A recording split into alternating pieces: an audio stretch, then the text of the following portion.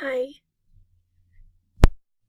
Hi, my name's Blair Lewis, and this is my case study for Module 8. Some things that we know and some background. Hi, my name's Blair Lewis, and this is my Module 8 case study. So a little bit of background about the case study. Susan is actually a new hire into a rural school district, and she's their new SPED coordinator, and it's actually more of a collaborative type of school district where there's like a bunch of different districts that all have kind of become one, and so it doesn't seem to be like there's a lot of leadership or a lot of resources.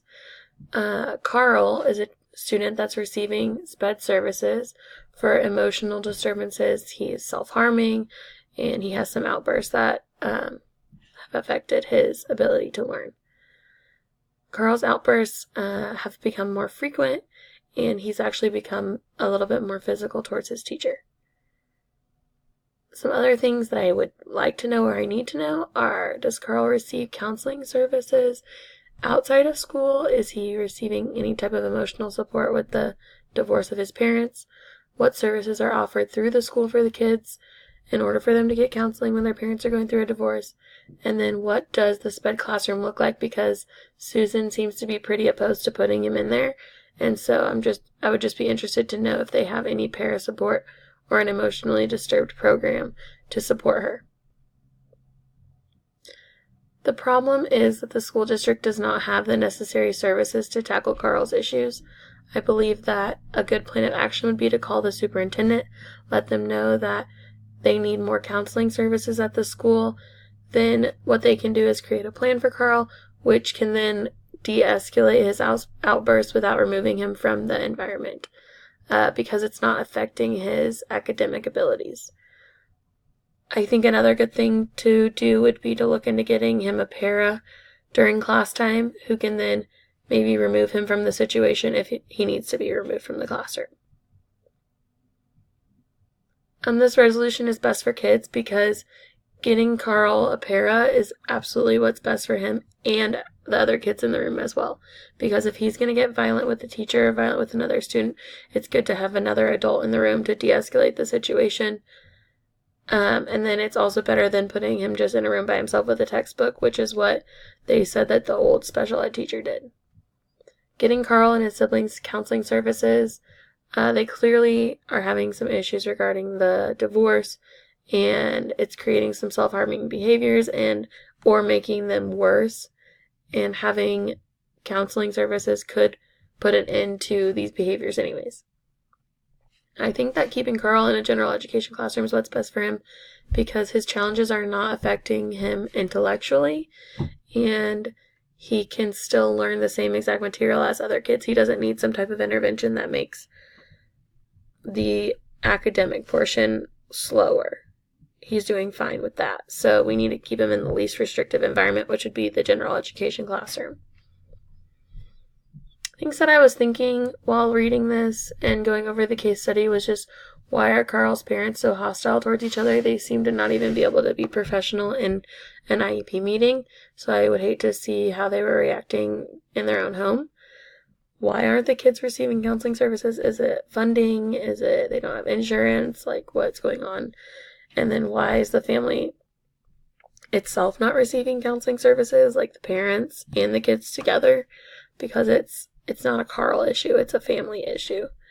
Things that I was feeling, I was just sad that Carl's kind of being labeled as a bad kid and that the teacher doesn't want him in the room anymore. And it seemed like Susan was kind of worried that nobody was going to want him in their room, and it's really not his fault. I was pretty annoyed that the parents acted the way they did, and although I wasn't really shocked, I'm sure they see this kind of stuff all the time, that they couldn't just be civil in a meeting for their kid. Then I was also frustrated that the district doesn't seem to have the resources for these kids, and I think some therapy and other SPED services could be really beneficial, but they just don't have the services offered at their school. Things I was valuing was that Susan was going to do the right thing no matter what had been done in the past or in her district. She seemed pretty against just putting him in a room with a textbook, and I think that was the right thing to do. I think that Mrs. Taylor asked for help instead of just constantly punishing Carl or sending him out of the room or putting him in timeout or whatever age he was. I think she did a good job of asking for help. And then I think the parents also tried to ask for help and they wanted suggestions and they honestly didn't know what to do either. And I think getting them into therapy and some counseling services would be very beneficial. Some unresolved issues that we have are, I don't know if the district is able to get these services for the kids. Is this out of the reach of their budget, or they just don't offer them these services? I also was a little bit worried, like, do you need to get CPS involved? If it is such a hostile environment at home, are the kids being abused? Is there a reason that he's exhibiting these behaviors at school because he's seeing them at home? Maybe we need to get Child Protective Services involved. And then also, we can't make the parents go into counseling. We can only suggest that they do it. So it's kind of hard to not know that it's going to happen. You can just tell them that you think it would be a good idea for them to get some help, but you can't force it upon them.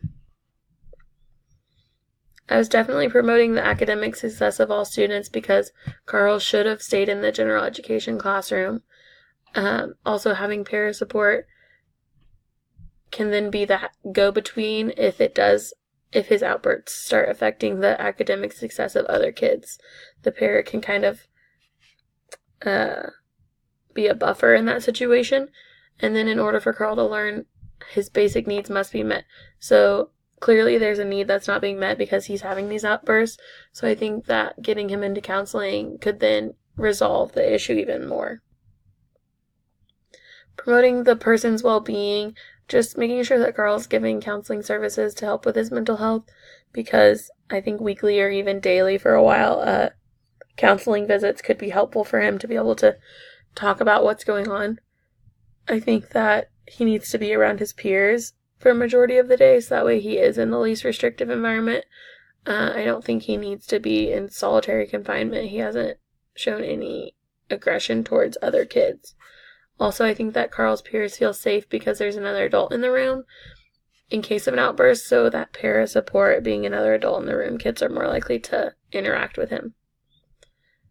Enhancing instructional capacity, Carl receiving one-on-one para support to keep him focused and learning.